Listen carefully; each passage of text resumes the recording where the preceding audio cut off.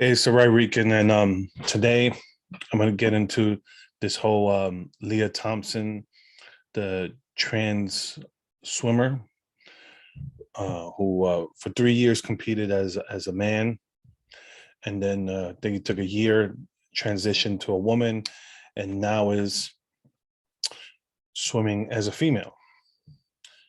Now, uh, um, let's see. Before I go into the whole thing about this story, and I gotta say, look, I have trans friends, I have lots of gay friends, I have gay relatives. If you say you don't have gay relatives and gay friends, that's probably because they don't tell you. But this is neither here nor there. Okay.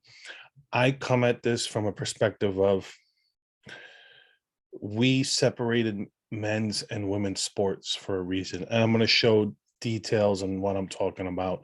And this is personal to me in the sense that I have a niece who swims, and I also have a 4-year-old daughter. So let's say if she decides to do track and field, and then she's going to have to compete with a trans female for a scholarship, and she doesn't get it because let's say the other three, she's competing against three female trans females, and let's say she comes in fourth, she doesn't get the scholarship because the three people in front of her were trans females.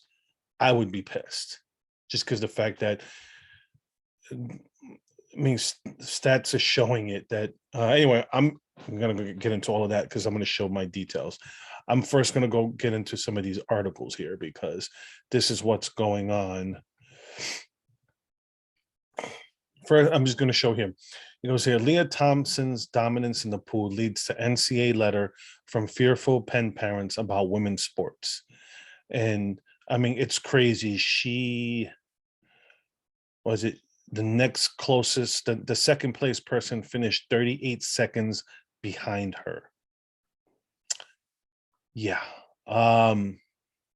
That's why it's this is what I'm going to show. Let's see if I could.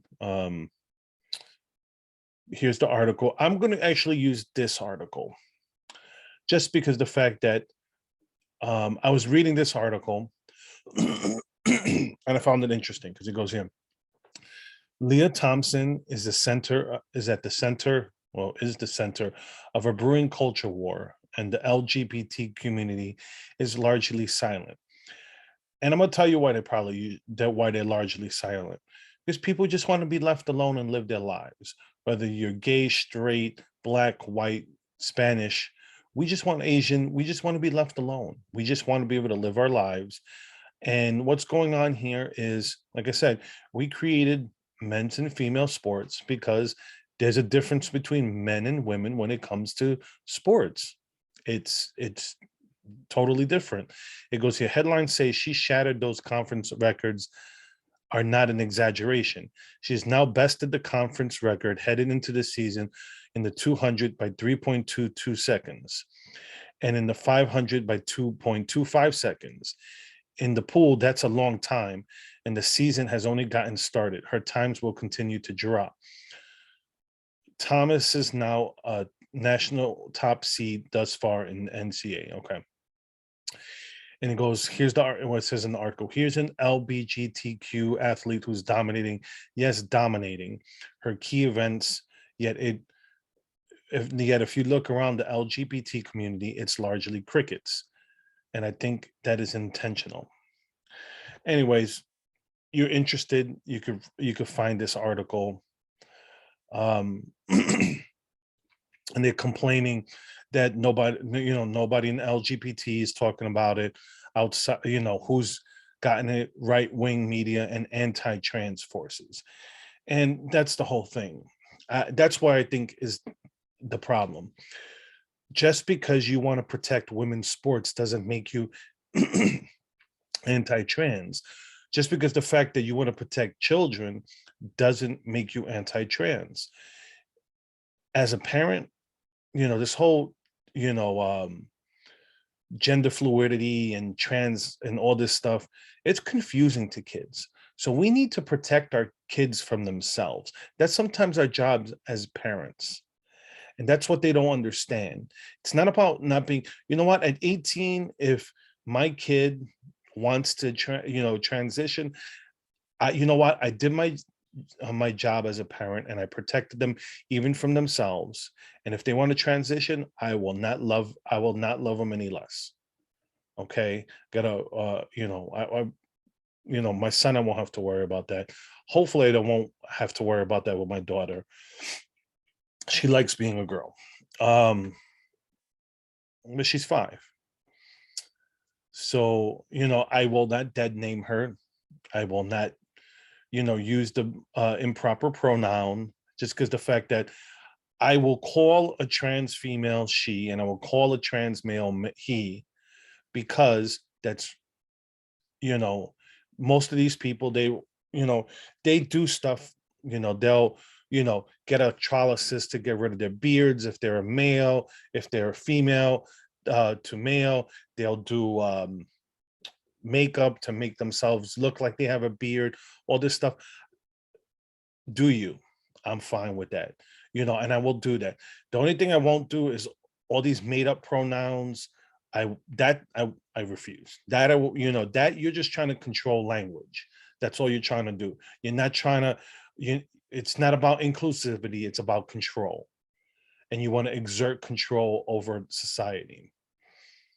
That's my opinion. So I will refer to her as a she and refer to her as Leah Thomas. I'm fine with that, because she's taking the hormones, she's doing all that, the therapy and all that stuff, and that's fine. But it's not fine that she's allowed to dominate female sports. I feel for you that you you want to be a female. That's fine, but you have an unfair advantage. Okay, you spent most of your time as a male. You were even competing as a male, and then now you transition as you still have your thingy, and you're still spent 20 something years of being a male. So you have muscle density still, your skeletal structure is still male. Okay, it these are all unfair advantages. Will it always be an unfair advantage? No, but for the most part it is. And I'm going to show you here. Let's see if I could bring this up. um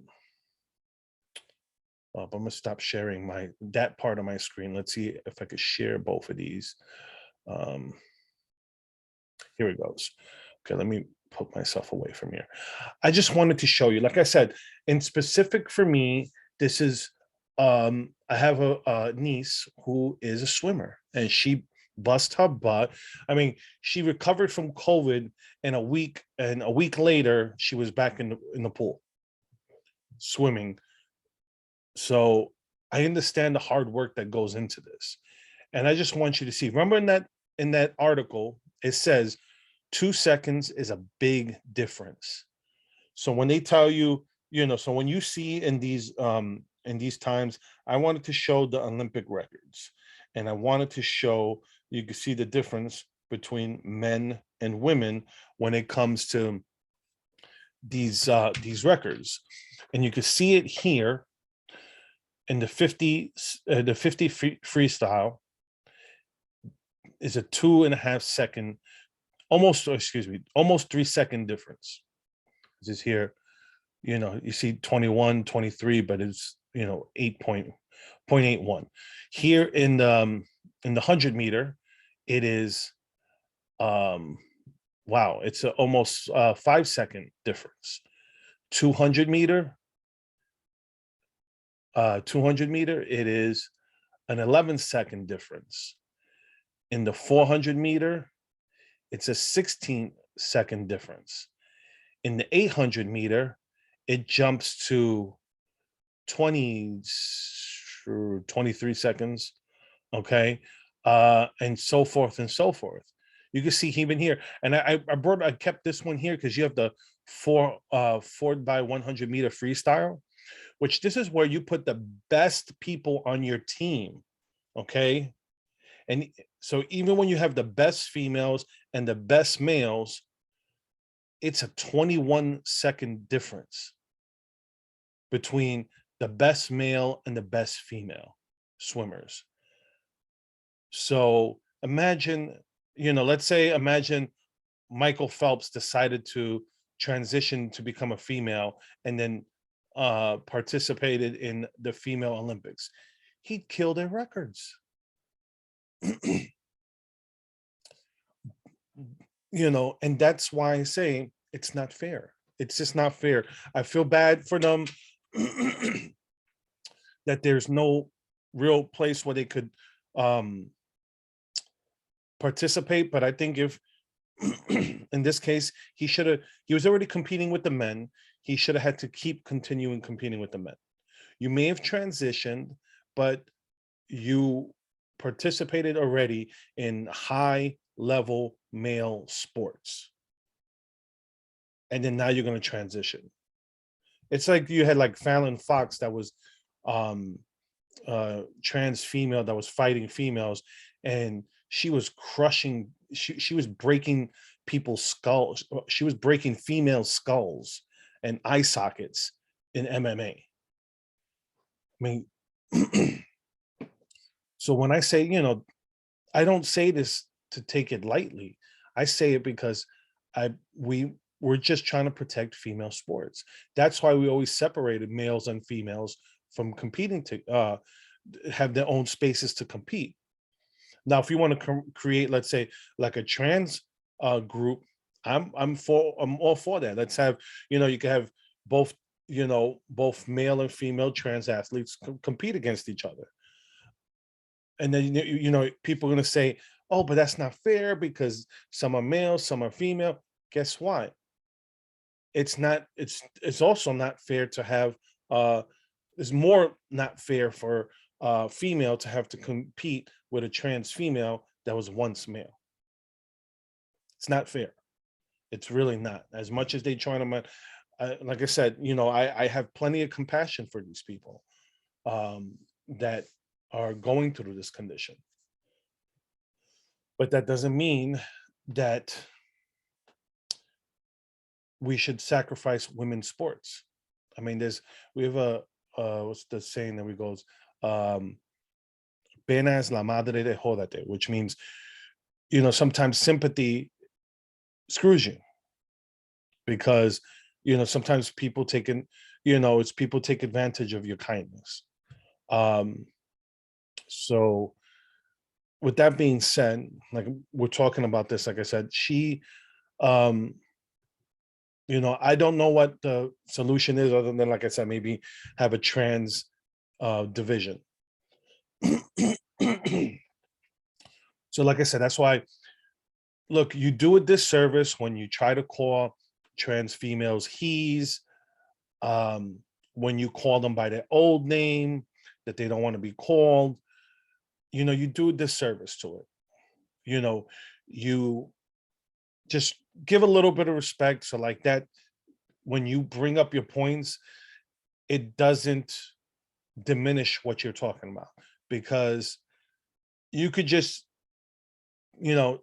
placate it. That's all you have to do. So you could get your point across like I'm doing right now.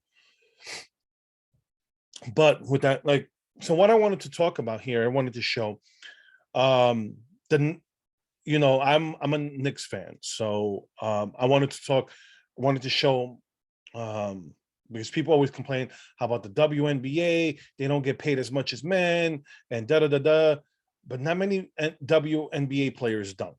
And when a WNBA player dunks, it's a big deal. Okay. So why I say I'm a Knicks fan, because that we have our third string center, okay, is a rookie called Jericho Sims. Okay. I'm just going to bring up his stats here. He is 6'9", 250 pounds. Why bring him up? What if he decides or they have him listed as a power forward. So let's say if he decides to transition tomorrow, he is a third string player in men's basketball. If he transitioned to female, and let's say just drop maybe 10 pounds, all right, he's an athletic freak. Let me tell you. I mean, the guy could jump. Okay, so if he transitioned to become a female, right? Where would he? What would he be in the WNBA? What would he be? One of the best players in the NBA. Here's Brittany Grenier. She is 6'9". She's 6'9", 205 pounds. Okay, and she is. It goes here. Look, you could see. Uh, she's a 7-time All-Star, 2-time WNBA scoring champion, 8-time WNBA blocks leader, and a WNBA champion. Okay, at 6'9", 205 pounds. Okay, here's all her career highlights, and you could see from here. And like I said, he's the same height as her, but he has her by almost 50 pounds. So even if he lost, let's say, 10 pounds during the transition process, he would still be about 240. And this is what he looks like, right? This is what he looked like in college. Okay, I wanted to use a college picture because, it just makes it easier. So imagine this guy having to, imagine her. Okay, even with her, I'm sure she works out. Look at her build versus his build. Okay, he probably, he would dominate the WNBA. And that's just when you, if it was an average person transitioning, it's, and if, an elite female will probably still beat an average male. Okay, like I couldn't beat Brittany Greer. She's a foot taller than me. Okay, and that's realistic there. But let's say if her and I go to the gym, go into the weight room, I probably could beat her in the weight room. Okay, can't beat her in basketball, but I could beat her in the weight room. That's for sure. I bench over five.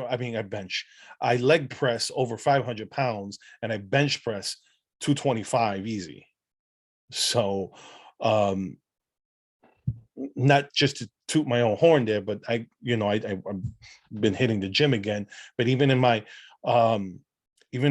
my college days, I was squatting 400 pounds. So I wouldn't do that now just because I'm 40 now. I'm not in my 20s, or I'm not in my teens. But still, at 40, I could still beat her in the weight bench. And she's 12 years younger than me. But there's differences between males and females. And this new society wants to say that men and women are the same, and we're not. Our differences are meant to complement each other. We're not meant to be competing against each other. We're meant to complement each other, males and females. And that's the beauty of our union, is the fact that we're meant to complement each other. The deficiencies in one is meant to lift up the other. I shouldn't say, excuse me. The deficiencies in one is meant for the other one to lift up. So whatever you're deficient in, your partner should be better at it to lift you up, because you can't be good at everything. No one's perfect. And that goes on, that's what goes on in the dating world now. People are looking for perfection. Find someone that you don't have to say a word, but speak volumes. Find someone that you don't have to say a word. You guys could just sit next to each other and spend quality time. But it's not about marriage. It's about this whole trans issue. And it's like, I truly do feel sympathetic for these people because I don't think it's easy. I think it's, I think the world makes it more confusing because, as many people that transition, there's also people who detransition. And that's a dirty word. It's a dirty word in the trans community. Well, I shouldn't say with the trans activists. What the hell? That was weird. I'm sorry about that. That just threw me off.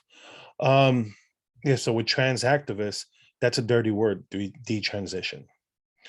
And these activists want to push these athletes on us, and we just want to protect our daughters and our nieces and our sisters. Okay, that and our moms. Well, not so much our moms, but more sisters, our nieces and cousins, and all these that participate in these sports. That's all we want to do. It's not about being anti-trans.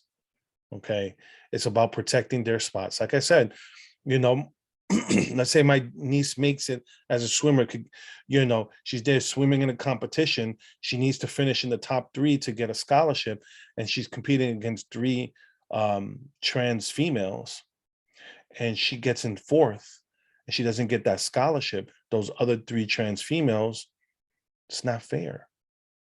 It's not fair. Happened in Connecticut with tracking with some runners that I think there was the two trans females won, and then the 3rd place was a regular female, obviously, because it was only 2 trans females who participated. So it's complicated. It's not, I'm not going to sit here and say it's black and white. It's an easy thing to talk about. But at the end of the day, what it boils down to is, as much as they're trying to say people who are trying to protect females are anti-trans, I'm not going to say that there aren't people who are coming at this from a place of anti-trans, because of course there is. There's no absolutes, but I am not one of them. Okay. I'm coming at it as I have a 5-year-old daughter, and I want to be able to protect her when she gets older. I want her to be able to participate in a sport that she loves and not have to worry that she's going to have to compete with someone who was a boy before. So let me know what you think. I'm going to leave it there. I'm the Right Rican. You follow me on YouTube and Rumble. If you're follow me on one, please follow me on the other.